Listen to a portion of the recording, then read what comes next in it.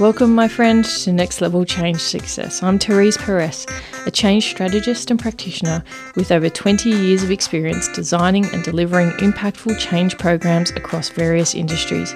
In this podcast, I share real-world practical strategies to help you create and deliver positive change experiences, whether you're a leader, practitioner, or someone looking to bring new ways of working to life. In today's fast-paced world, change is constant. Here we focus on how you can put people at the centre of your change strategy, because people with a sense of purpose are the most important link in driving performance. So if you're ready to create meaningful change and achieve all the success that comes with it, keep listening. Together, let's change the conversation and take it to the next level. Hello. Welcome to another episode of Next Level Change Success. My name is Therese, and I'm the founder of myvirtualchangemanager.com. I'd like to acknowledge that I'm recording on Tharawal country and pay my respects to the traditional owners and custodians on the land on which I'm recording, and to elders both past, present, and emerging. So today I wanted to talk about the passion that sits behind change. And a lot of people might say that the passion has to be a passion for people. And I don't think so. I don't subscribe to that. Now, let me tell you why. Because passion can be multifaceted. Certainly you need to have a real sense of purpose when working in change. And the reason being, because it's not easy. Change management in projects, whether it be change in a leadership role, you need to have a sense of working towards something better and greater, and that belief in that, because outcomes and being able to achieve outcomes is what business is all about. And the type of change practices and the tools and the templates and a lot of what I talk about is about getting outcomes for people as well as the business, because setting everyone up for a win-win is when everything hums and works best, rather than a win-lose, which can sometimes happen in organizations where it's a win for the bottom line, but a loss for the people because they haven't been engaged in the process. The product may not have been that great that they've received, or the new process or the new system that's been designed. And I truly believe that every time you actually can create that win-win situation, and if you're not creating it, then you should be looking at your design, because you're essentially inhibiting your ability to achieve outcomes. Now, my passion and purpose is to support you in learning about change management and leadership in a way that's going to help you facilitate achieving outcomes for the organization in a win-win context for the people. So they may not want the new system. Not many people like change. Fundamentally, if asked, many might say that they're happy with what they've got. Why change things that are working? If it ain't broke, don't fix it. But change is also about evolution. And we're seeing this a lot with AI, with new technology, new platforms, or even if you're in an organization that hasn't invested in its tech for quite a long time and it's needing to. And certainly to be able to even remain competitive in this landscape, a lot of tech change will be needed in the coming years for a lot of organizations.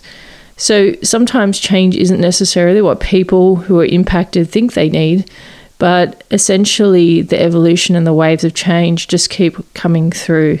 And so the win and the opportunity to create the win-win is for people to have an engaging journey through the change versus a constant wave of change crashing on the shore that they're just having to deal with and cope with in a reactive space.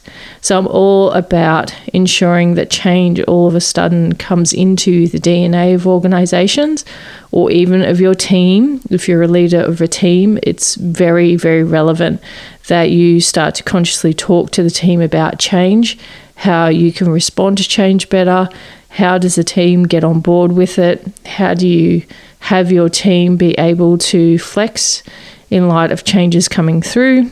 And as a leader, if you're in that leadership role, how well do you facilitate the understanding of the change for your people, and how well do you connect your change that your area might be generating with other areas of your organization or department, because that matters as well.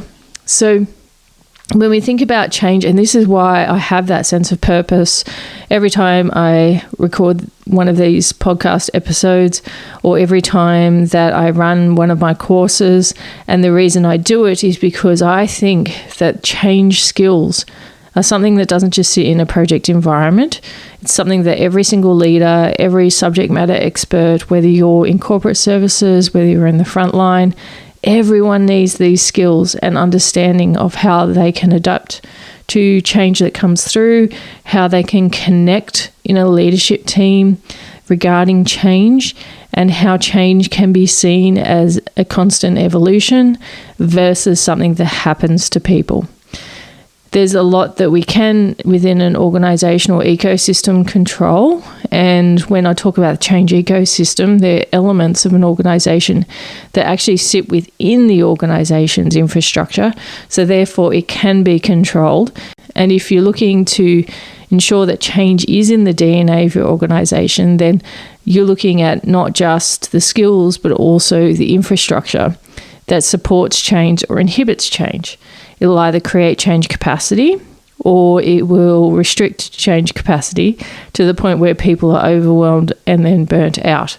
So many aspects to change, and that's what I find quite fascinating, not just in the micro and not just in a project environment, but definitely within an organization's ecosystem, and so many opportunities for team members to reflect and to, as a team, and especially as leaders, be able to construct and facilitate change in such a powerful way that organizations not only remain competitive, but can dominate from a competitive landscape if change is well managed and these elements of the infrastructure and the change ecosystem are well managed as well.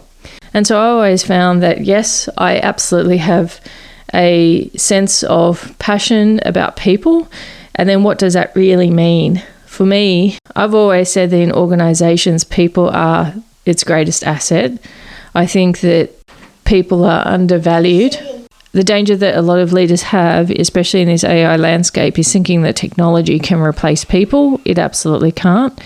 It's about making sure that that untapped potential with your people is realized, and that you are still weighing up and balancing the pros and cons of tech and people as you're evolving the organization, and always having that clear strategy, but focusing on the culture and considering what does AI contribute to the culture, does it align to the values, and then integrating it in with your people so that it is seen as a complementary aspect of technology, not one that is going to replace, because we've seen a number of organizations stride into that replacement theory and come unstuck because they're still needing the skills and expertise of their people, which will never go away when it comes to AI, and shouldn't, insofar as being able to control a technology, versus those who might be early adopters and be very attracted to the shiny, but not thinking about the areas in which they need to ensure constraint and risk management are also part of the conversation. So coming back to people and the purpose of change, and certainly I have always loved watching people when you're introducing a change do more than they thought they could ever do, embrace new things when at the beginning they thought it'd never be possible for them to learn new skill sets or new capabilities, and then return after a while to still see the same practices in place and the pride that people have through realizing a bit more of their potential that they didn't before, if they were stuck in a comfort zone or stuck in one way of doing things. So everyone can change, everyone can come along that journey.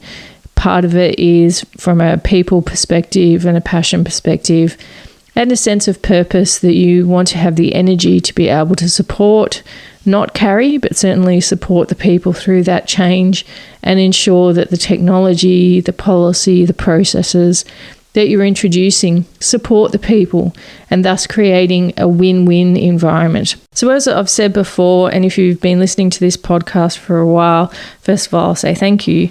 But second of all, I'll say that it is very true and fundamental that you absolutely need to achieve outcomes. You do that through working with the people who are impacted by the change to be able to apply the change, be able to adopt the change and adopt it well. So think about your own sense of purpose or passion.